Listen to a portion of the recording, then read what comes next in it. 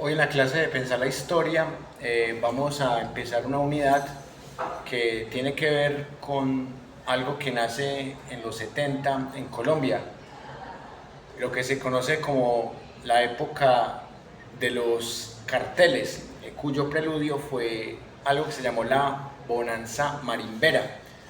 Y hay un libro muy recomendado que lo escribió un periodista del Espectador, Fabio Castillo, en una época en donde realmente hacer este tipo de periodismo era arriesgar la vida.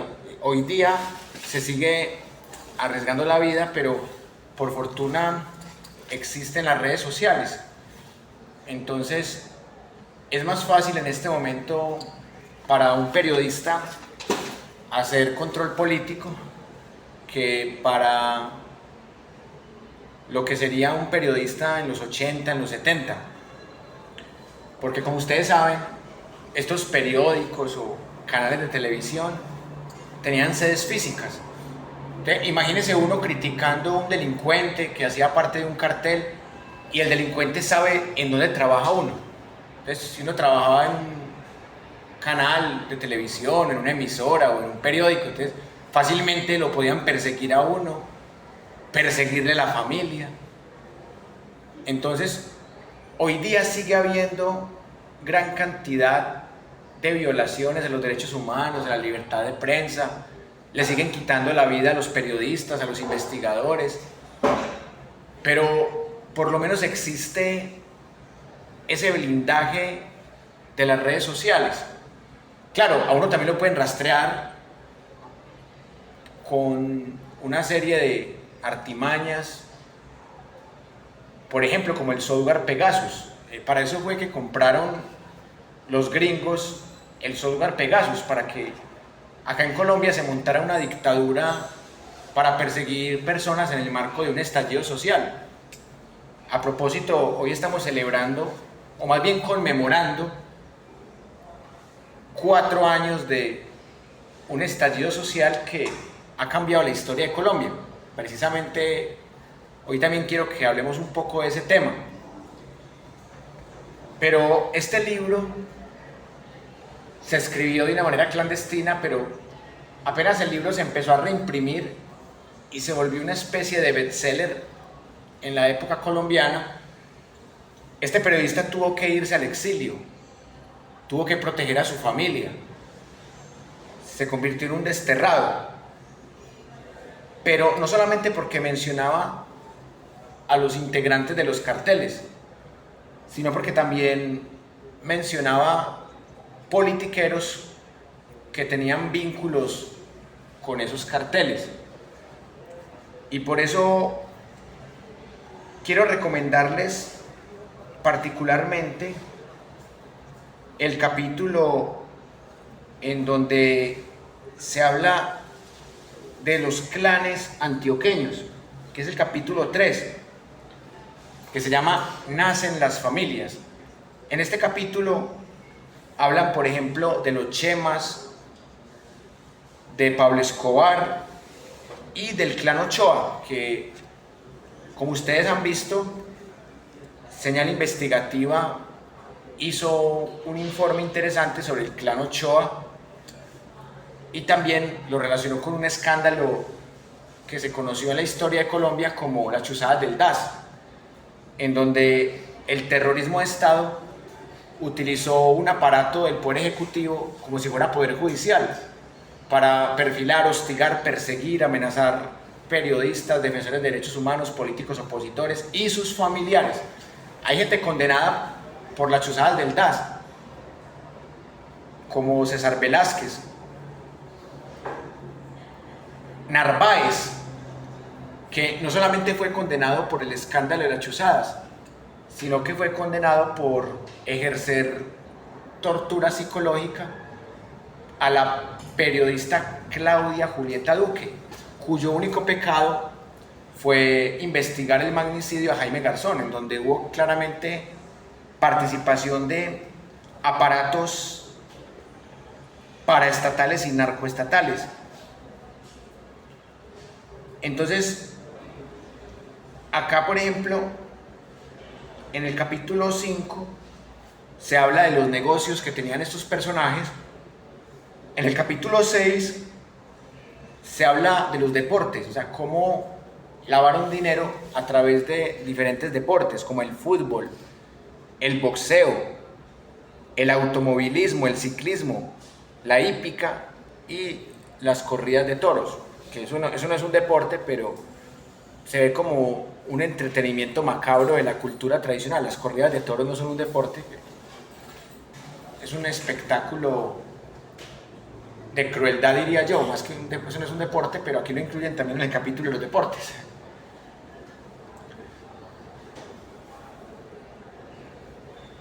Pero el capítulo más interesante es el octavo, porque allí hablan, por ejemplo, del tema de las extradiciones y de cómo le quitan la vida a Rodrigo Lara Bonilla y toda la investigación al respecto, que tiene que ver con lo que él había descubierto en esos vínculos entre esos agentes y que son estatales y lo que se conoce como el crimen organizado. También hablan, por ejemplo, del caso de Enrique Parejo. Pero el capítulo 10 es muy interesante porque nos habla de esa relación entre mafia y política, lo que hoy día podríamos llamar la narcopolítica. Aquí hablan, por ejemplo, de Pablo Escobar y de Jairo Ortega. Pablo Escobar llegó a ser representante de la Cámara Suplente, o sea, un tipo que ya estaba carteleado como delincuente de los 70, pero lo vendían ante la opinión pública como un hacendado. Entonces, a estos delincuentes les llamaban farmacéutas o comerciantes o hacendados, y con eso tapaban el vínculo con estos carteles criminales. También hablan de Carlos Leder, otro personaje que regresó hace poco a Colombia de Alemania y que fue recapturado y luego lo tuvieron que liberar. Lo liberaron porque ya esas acusaciones, esas condenas estaban ya vencidas. Entre estos personajes uno podría distinguir dos tipologías, o sea, los que se dedicaban nada más al negocio del polvito blanco, a comercializarlo, y los que se querían meter en política y cometían más crímenes de lesa humanidad. Por ejemplo, ¿qué salvaba al clan de los Ochoa? Que ellos eran más negociantes que criminales de lesa humanidad. No quiere decir que los Ochoa fueran unas mansas palomas, o sea, eran tan peligrosos como cualquier otro. De pronto no tan peligrosos como Pablo Escobar o como Carlos Leder o como Gonzalo Rodríguez Gacha, alias el Mexicano. Pero si eran tipos que para quitarle la vida a otro, pues ya tenía que ser que ese otro fuera un enemigo público o se las debiera. O sea, ellos no solían meterse con población civil. En cambio, Pablo Escobar empezó una guerra sin cuartel contra el cartel de Cali. Y en esa guerra con el cartel de Cali, tanto el cartel de Cali como el cartel de Medellín le quitaron la vida a muchas personas inocentes, los carros bombas. Era terrible que usted estuviera en un centro comercial comprando algo y ¡pum!, un carro bomba y usted murió ahí siendo inocente. Simplemente porque el cartel de Cali quería hacerle eso al cartel de Medellín o viceversa. Terrible uno estar ahí como carne de cañón. Pero lo que más rescato yo de este capítulo 10 es, por ejemplo, cómo se dio un cambio de táctica, en donde hubo más poder en la economía que en la política. Claro, Pablo Escobar quería ser presidente, pero para un tipo que estaba tan curtido no era fácil ser presidente, pues no pudo ni siquiera mantenerse en el Congreso como suplente de Ortega. Y ahí pues en esa investigación de esa unión entre Señal Colombia y Revista Raya, lo que se conoce como señal investigativa, hablan de ese vínculo filial, amistoso, entre la familia de Álvaro Uribe y la familia de los Ochoa, que hasta tienen un parentesco en el árbol genealógico. Pero ¿cuál era la excusa de esos personajes? No, es que hacemos negocios de caballos. Ese era el típico, es que usted ¿por qué está con este traficante de polvito blanco? No, es que estamos haciendo un negocio de caballos. O estamos negociando una hacienda. Pero esta gente se volvía rica de la nada. O sea, era gente que tenía problemas, clase media baja, y de repente resultaban con grandes avionetas, con grandes haciendas, con caballos de paso fino costosísimos, saliendo y dándose lujos con modelos, con actrices de televisión, con cantantes. Entonces uno decía, ¿esta gente cómo se hizo tan rica? No, es que somos muy buenos negociantes, somos muy paisas, muy hacendados. ¿Cómo así?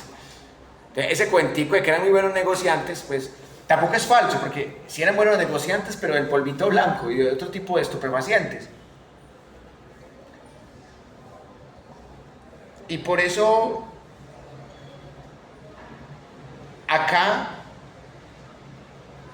hay un anexo que yo quiero destacar, que es el tema de los aeropuertos clandestinos.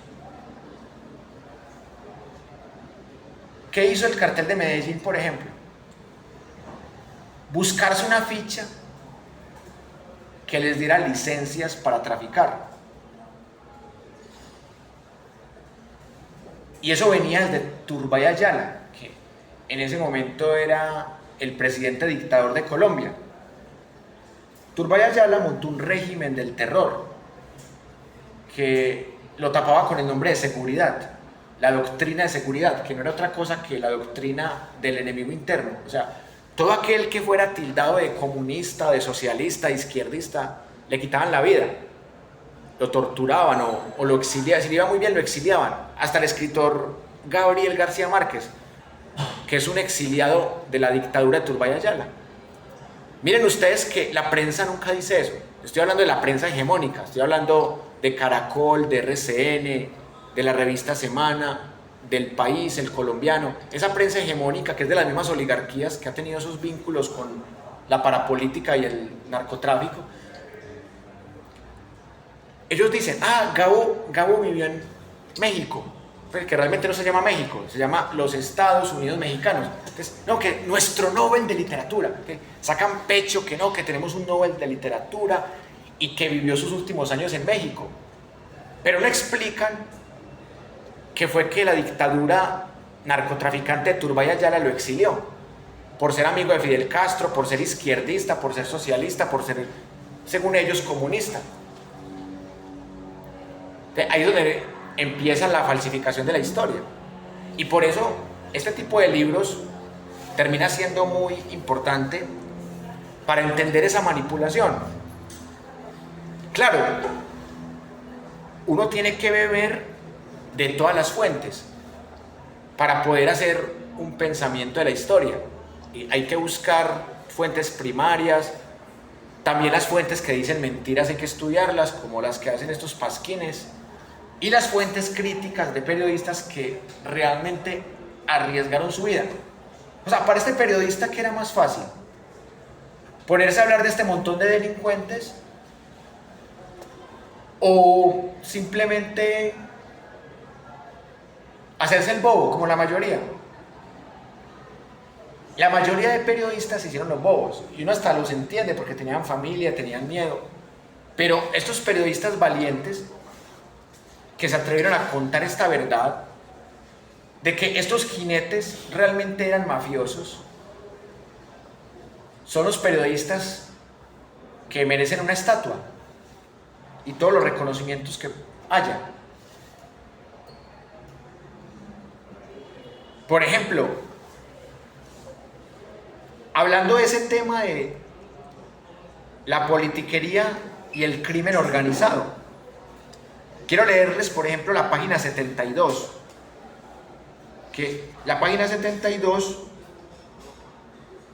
es la parte final del Clan Ochoa, el que estamos estudiando aquí en este informe de señal investigativa. Entonces, les voy a leer un párrafo de la página 72, solamente para que ustedes dimensionen el conocimiento que ya tenía este periodista para la época. Estamos hablando de un libro de 1987.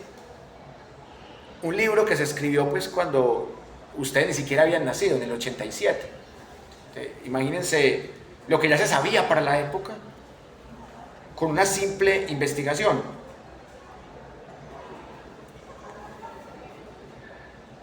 Póngale cuidado a esto. El disgusto se generó porque los negociadores de Mata Ballesteros sabían que Rodolfo Espina acaba de comprar una finca en el corregimiento de La Pintada, municipio de Santa Bárbara, por 1.200 millones de pesos colombianos. O sea, imagínense el platal que era eso en esta época de los 80. O sea, si eso es plata, es una fortuna en este momento. Imagínense hace 40 o 50 años cuánta plata era esto. De los cuales pagó 600. Y como garante, en el pago del remanente se comprometió a Mario Ospina Hernández. La finca fue de propiedad de un exgerente del Fondo Ganadero de Antioquia. Mire, aquí están metidos los famosos ganaderos, pero los ganaderos de cuello blanco. En esas circunstancias, Ospina no podía alegar que afrontaba una escasez de dinero. Luego del atentado, los Espina Baraya abandonaron el país. Que en esta misma época fue que exiliaron a Gabriel García Márquez. Que en la primera clase que hablamos de los billetes lo mostramos. ¿Se acuerdan que hablamos del billete de 50.000? En esa primera clase de la presentación. Pero aquí viene la sorpresa. Y tiene que ver con algo que ustedes vieron en ese informe. También es oriundo de Antioquia el senador Álvaro Uribe Vélez, cuyo padre, Alberto Uribe Sierra, era un reconocido narcotraficante, quien le otorgó licencia a muchos de los pilotos de los narcos cuando fue director del Aerocivil. Por ejemplo, aquí hay un error de redacción. Porque, o sea, el que le entregó licencias a los narcos fue el hijo, no el papá. O sea, fue Álvaro Uribe y no Alberto Uribe Sierra. Pero el padre era testaferro del cartel de Medellín. Pero aquí ni siquiera lo llaman de testaferro, aquí lo llaman, o sea, propiamente era un miembro del cartel. O sea, el papá de Álvaro Uribe era un miembro del cartel de Medellín. De cierta manera, uno podría decir que Uribe no tenía la culpa. Es decir, si usted nace en un hogar en donde eran clase media y se vuelven multimillonarios, pero es un hogar que pasa a la clase alta y se vuelven jinetes de la cocaína y se vuelven grandes hacendados, pero la fortuna se consigue con puro narcotráfico. Entonces, o sea, digamos que ustedes, ¿qué culpa tienen si ustedes dan cuenta que el papá de ustedes es narcotraficante? Entonces, ahí uno no le echaría la culpa a Uribe, dice, qué pesar, le tocó nacer en el marco del cartel de Medellín. Y ahí entiende uno la cercanía con la familia Ochoa, la cercanía con Pablo Escobar, con Leder, con Gonzalo Rodríguez alias el mexicano. Pero aquí se nota una jugada maestra. El dictador Turbay Ayala, también miembro del cartel de Medellín, o sea, es que hasta el presidente de Colombia, que era un dictador, y que su nieto ahora es candidato a la presidencia por el Centro Democrático. O sea, que el presidente narcotraficante de Colombia sea parte del cartel de Medellín, y eso apenas salió hace poco, pero en esta época ya lo sospechaban, pero hace poco salieron los informes de inteligencia desclasificados de que López Miquelsen y Turbay Ayala eran narcotraficantes. Entonces, la jugada maestra fue tener un títere en la aeronáutica civil. Porque Fernando Uribe Senior era el director de la Aeronáutica Civil y le quitaron la vida y pusieron a Álvaro Uribe. Y Álvaro Uribe estuvo ahí 2 años y medio prácticamente y no le hicieron ni un solo rasguñón, ni un pellizquito. Entonces, ¿ustedes cómo leen esa situación? Una de dos: o Uribe les convenía por ser títere de ellos y por ser hijo de un narcotraficante de ellos, o Uribe era un superhéroe, un super honrado que se enfrentó con ellos y salió ileso 2 años y medio enfrentándose a ellos. Que esa es la historia que vende el uribismo. Que no, que es que Uribe era un héroe que se enfrentó al cártel de Medellín. Superman. O sea, es que los uribistas ven a Álvaro Uribe como Superman. Pero lo que muestra esta historia del periodista Fabio Castillo es que el tipo era una ficha de ellos. Le quitaron la vida a Fernando Uribe Senior porque no era una ficha de ellos. O quizás era una ficha de ellos, pero no quiso hacer más trabajo sucio, o no quiso hacer trabajo, no les quiso dar licencias. O sea, a Fernando Uribe Senior lo mataron porque no quiso darle licencias a los narcotraficantes para que transportaran su polvito blanco. Y Uribe sale vivo, 2 años ahí, sale vivo. Eso dicen. O este man es de ellos, claramente es de ellos, o como dicen los uribistas, es un superhéroe que se enfrentó y salió vivo. Entonces, uno ve las historias que cuentan de Uribe y lo venden como un héroe, casi que como un dios de carne y hueso, como dice Enrique Pardo H. Enrique Pardo H dice que Uribe es Dios. Y claro, ellos creen que Uribe es un ser iluminado porque supuestamente sobrevivió al cártel de Medellín. Pero el tipo trabajó ahí. Entonces, aquí en este párrafo lo desenmascaran. Y este libro es de 1987.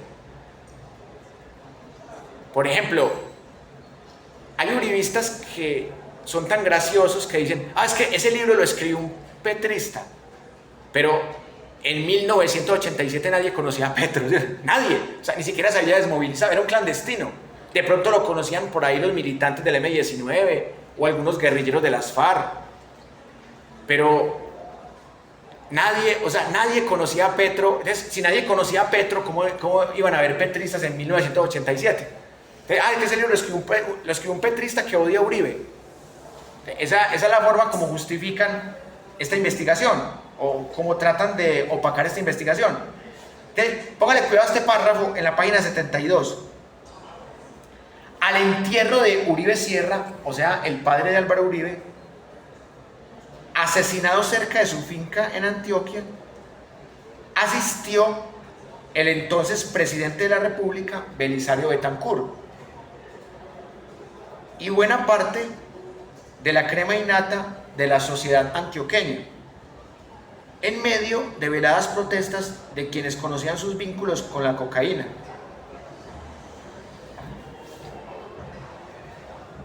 El tipo era un arrastrado, por decirlo de manera, era un arrastrado como cualquier asalariado, como cualquiera de nosotros, era un arrastrado de clase media. Y de repente resultó con grandes haciendas, con aeronaves, con laboratorios de cocaína, con caballos de paso fino, con un montón de mujeres, porque era muy mujeriego, un montón de mujeres que eran, en esa época no existían las prepagos, pero eran como prostitutas, ese nombre, no digámosle trabajadoras sexuales, eran trabajadoras sexuales, actrices que fungían como azafatas o como damas de compañía, modelos. El tipo andaba armado. Entonces, querían vendernos un mafioso como alguien emprendedor. No, es que anda armado porque está cuidando lo suyo. Y se enciende a bala con otros mafiosos porque está cuidando lo suyo.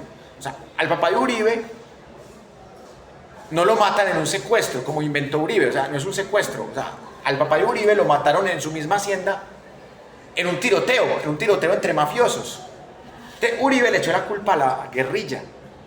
Y en esa zona de Antioquia no había guerrilla de las FARC.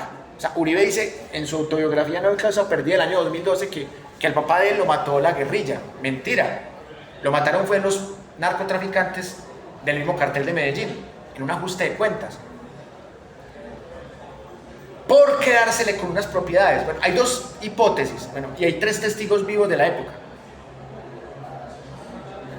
Y los tres testigos no se conocen entre sí. Entonces, los tres testigos sacan dos versiones y ya habría que ver cuál es más creíble. O sea, una versión es que el papá de Uribe le debía plata a Gonzalo Rodríguez Gacha, alias el mexicano, y no se la quería pagar. Entonces el mexicano fue y lo ajustició en su misma hacienda. Esa es una. Y la otra, que el mexicano le quería robar propiedades al papá de Uribe. Entonces también fue, el mexicano también fue y lo ajustició. Curiosamente, el 15 de diciembre de 1989, al mexicano lo acribilla la policía. Pero al mexicano, como se dice vulgarmente, lo sapean. Ahí estuvo la venganza de Uribe. Sapean al mexicano. O sea, Uribe sabía que el mexicano era el que había acabado con la vida de su padre.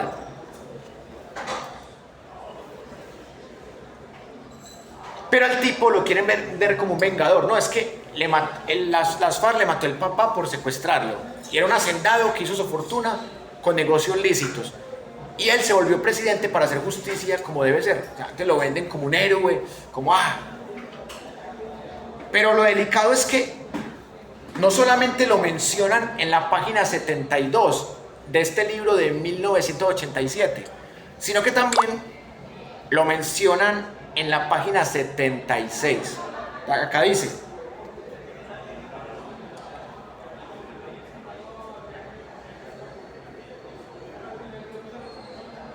póngale cuidado a este parrafito.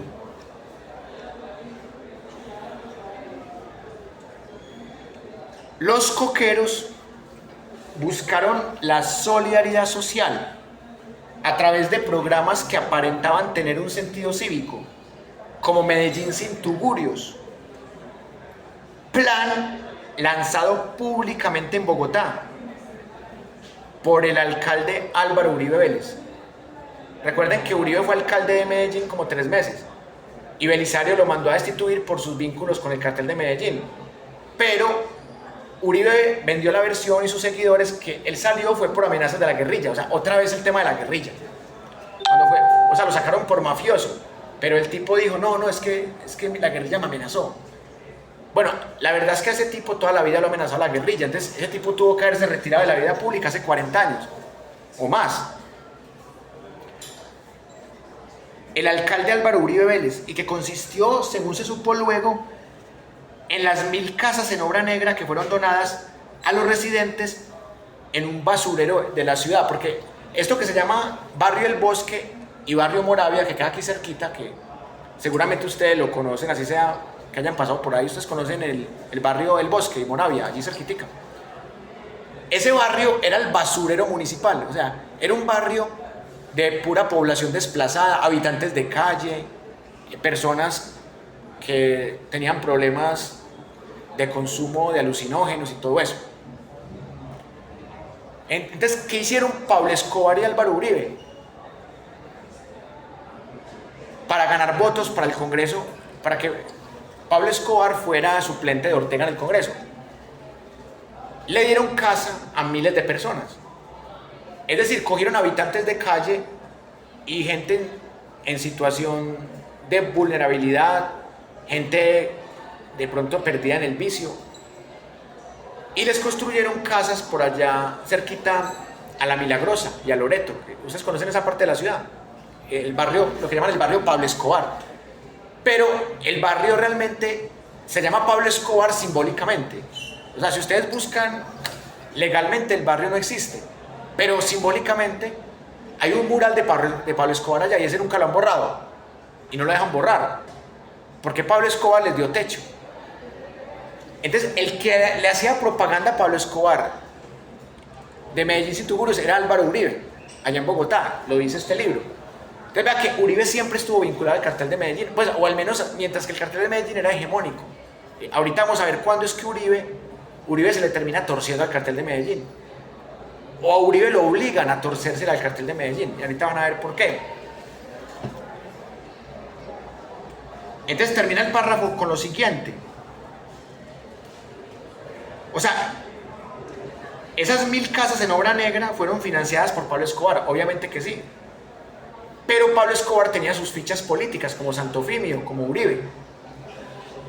También adelantó el programa Medellín Cívico, en el que el narcotraficante donó miles de arbustos para ser plantados en los antejardines y los parques. Bueno, el tipo también donó canchas.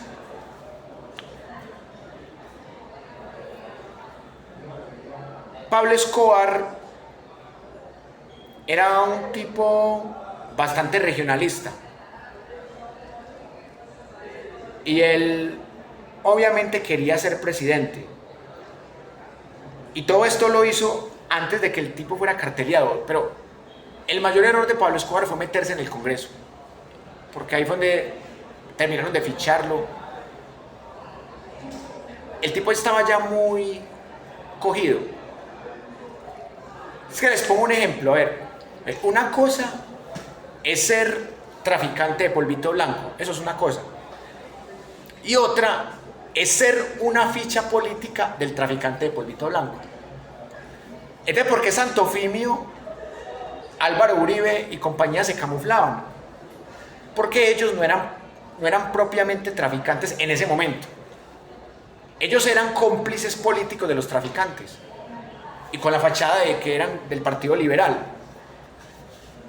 Es más fácil agarrar un paramilitar que un parapolítico, porque el parapolítico se camufla supuestamente en una campaña electoral y en un cargo público, que en esa época, por ejemplo, las alcaldías y las gobernaciones no eran cargos de elección popular, era a dedo. O sea, el presidente nombraba a los gobernadores a dedo y los gobernadores nombraban los alcaldes a dedo. O sea que fue el gobernador de Antioquia el que nombró a dedo a Uribe alcalde de Medellín. O sea, Uribe no fue alcalde de Medellín por voto popular, fue a dedo.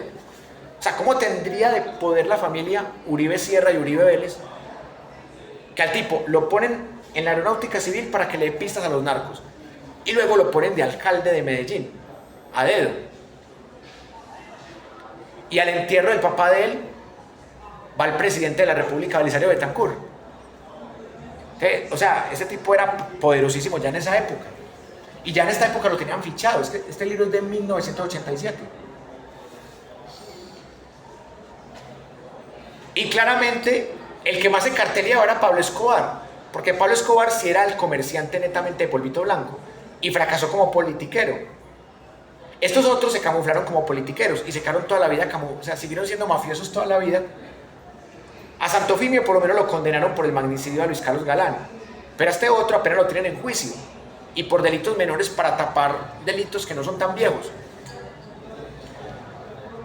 Aquí donde quiero cerrar esta primera parte, porque hemos estado estudiando el juicio del Señor en la dialéctica pasado-presente. Es bueno entender el tipo de dónde viene. O sea, ese tipo no es que venga de Manrique o que venga de la Cruz o que venga del Popular. O sea, este tipo es alguien que siempre hizo parte del crimen organizado, desde que estaba muy joven, desde que era títere del narcopresidente Turbay Ayala. O sea, ¿cómo sería el poder? Que el narcopresidente Turbay Ayala lo pone director de la aeronáutica civil y el otro presidente corrupto, Belisario Betancur, lo pone alcalde de Medellín y luego lo quita porque ya estaba muy carteleado. Pero cuando a Pablo Escobar lo hacen exiliar en Panamá, cuando le quitan la vida a Rodrigo Lara Bonilla y a Pablo Escobar lo hacen exiliar en Panamá, ahí es cuando el tipo ya empieza como a apartarse un poquito del cartel de Medellín, porque Pablo Escobar se calentó y Ortega también se calentó. Entonces ya, pues pucha, yo le hice propaganda a Medellín Sin Tugurios, a Medellín Cívico, yo le di licencias en la aeronáutica civil, he tenido negocios y hasta vínculos filiares con su socio Los Ochoa, un socio de él me mató el papá. Entonces ya el tipo se empezó a camuflar, pero seguía ahí. Los hermanos Castaño eran sicarios del cartel de Medellín. O sea, todos trabajaban con el cartel de Medellín. Pero ¿qué pasa? Que el cartel de Medellín se empieza a dividir. Y como dice la frase romana, divide y vencerás. Cuando Pablo Escobar se entrega, es que miren la vergüenza. O sea, llega César Gaviria a la presidencia. Y Pablo Escobar dice que él se entrega, pero que él mismo construye su cárcel. ¿Sí? O sea, Pablo Escobar construye una mansión que se llamó la cárcel La Catedral. Un hotel 5 estrellas vuelto cárcel. ¿Sí? Imagínense, entonces, estuviste en la cárcel, pero estaba... Y en esa misma cárcel ajusticiaba a sus enemigos. O sea, Pablo Escobar dice capturado y torturaba a todos los que lo traicionaban ahí en la cárcel. Pero un día ajustició a unos hermanos que eran como mandos medios, los hermanos Moncada, los hermanos Galeano, o sea, ajustició y se escapó el guardaespaldas de uno de ellos, que se conoce como Diego Murillo, alias Don Bernas. El tipo se escapó. Y era un guardaespaldas, pero que estaba muy bien informado. Entonces, el tipo empezó a reclutar puros enemigos de Pablo Escobar. Los hermanos Castaño ya habían peleado también con Pablo Escobar. Porque Pablo Escobar estaba demasiado ambicioso, o sea, estaba quitándole la vida a cualquiera por cualquier $1.000.000. Entonces, si bien es cierto, Pablo Escobar estuvo ajusticiando en esa cárcel a sus enemigos se le empezaron a unir y se empezaron a llamar los Pepes.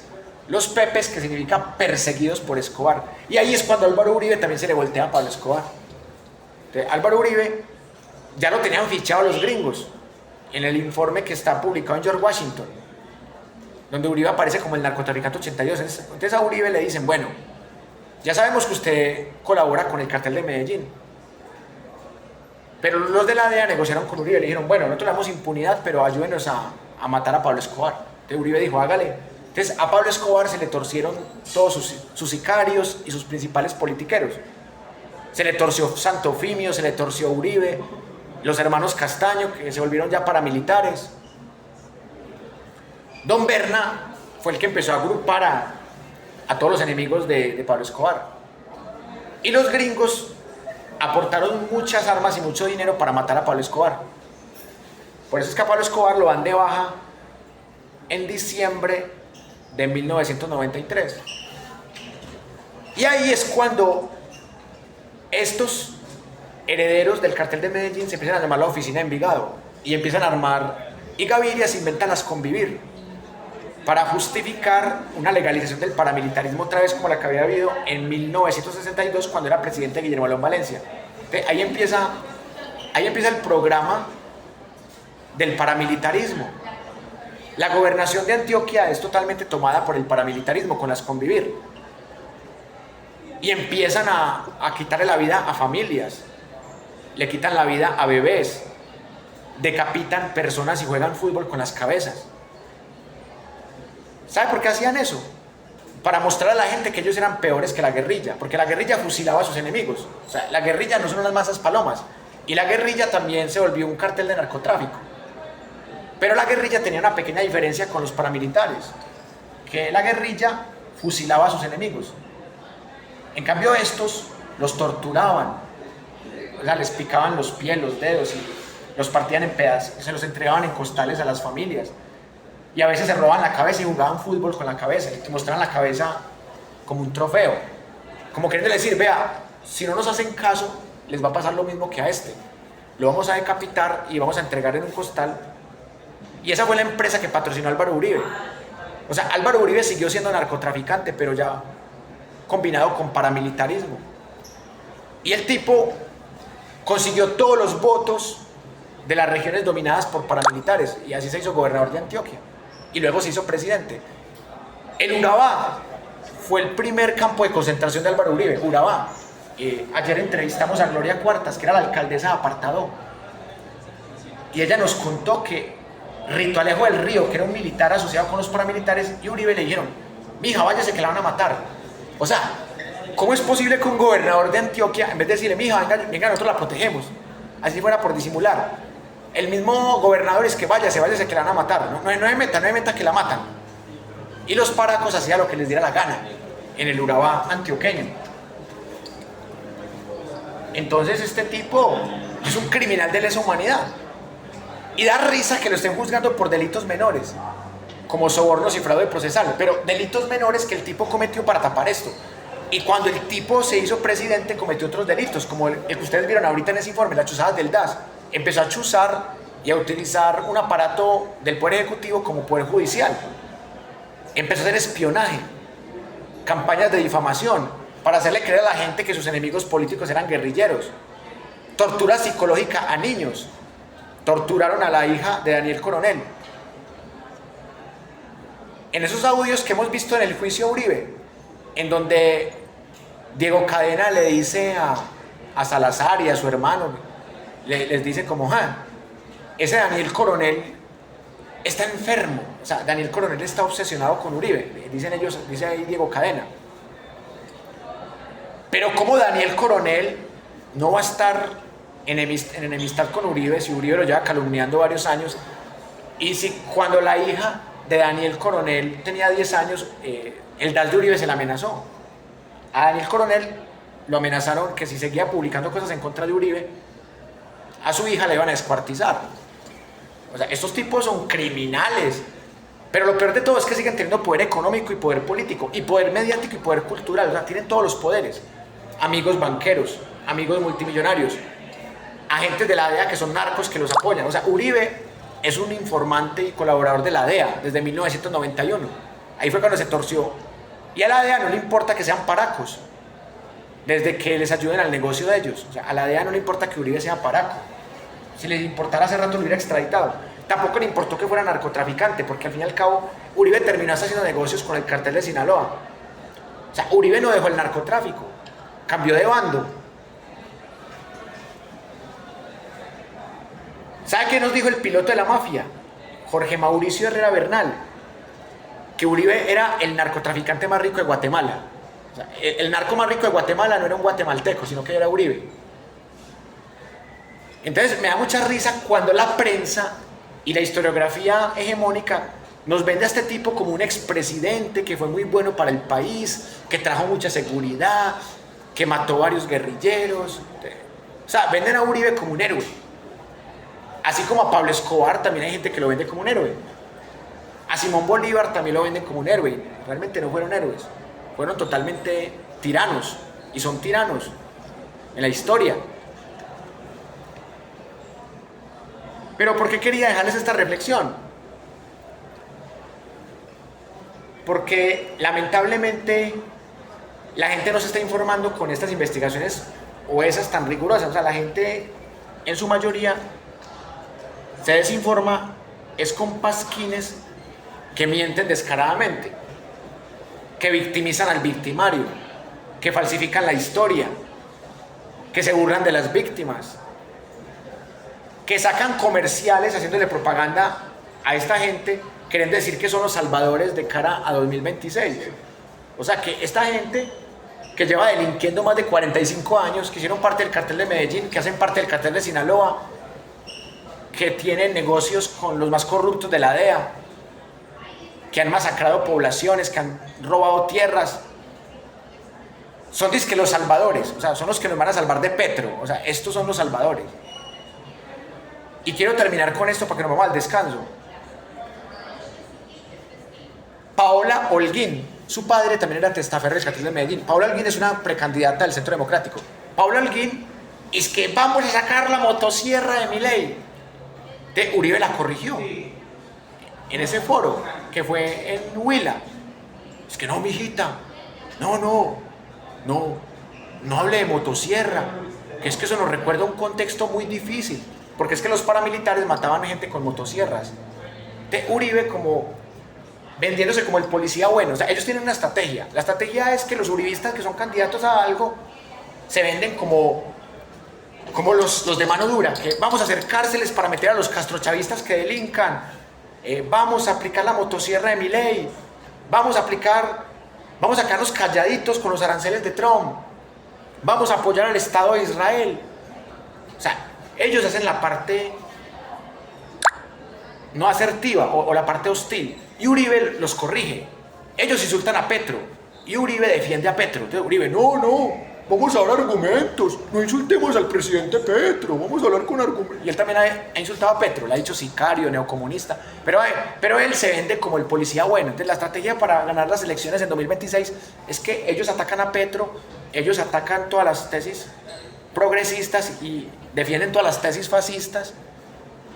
Y Uribe los corrige, no hijito, no, pasito con el presidente Petro hay que respetarlo, está muy equivocado y está acabando con el país, pero hay que respetarlo, hay que respetar al presidente Petro. Entonces ya el tipo se vende como el policía bueno y ya lo está poniendo como vicepresidente. Entonces uno dice, pucha, ¿qué falta le hace a esta gente leer un libro de estos por lo menos? Y no, leer el contexto, leer los vínculos. Vea, casi todos los magnicidas en Colombia han sido amigos o funcionarios de Uribe. Vea, los que mataron a Cano, el del Espectador, los que mataron a Luis Carlos Galán, los que mataron a Jaime Garzón, los que mataron a Udaldo Díaz. Todos amigos de Uribe o funcionarios de Uribe. Es un tipo que realmente, o sea, si usted quiere entender la historia del crimen organizado en Colombia, estudie la biografía de ese tipo y se da cuenta que el tipo es un capo, es un padrino. Por eso, véanse la película del Padrino y vean la historia de Michael Corleone. El tipo es un padrino. Es un tipo que a punta de politiquería se intenta limpiar, pero toda la vida ha hecho parte del crimen organizado. Listo, nos vemos en unos 20 minuticos para que hagamos la segunda parte.